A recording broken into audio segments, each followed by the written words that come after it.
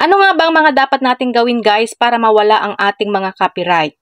Kapag nagkaroon tayo ng copyright claim or copyright match doon sa mga music na ginamit natin sa ating mga video, meron tayong tatlong action guys na sinasuggest ni Facebook na pwede nating gawin. So yung number 1 is accept changes. Na ang ibig sabihin nito guys ay pumapayag ka sa lahat ng pagbabago or sa kung anong gustong gawin ng copyright owner doon sa video na may mga copyright music.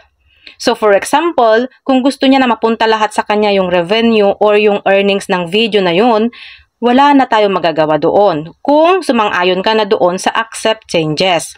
So yung pangalawa naman is submit dispute.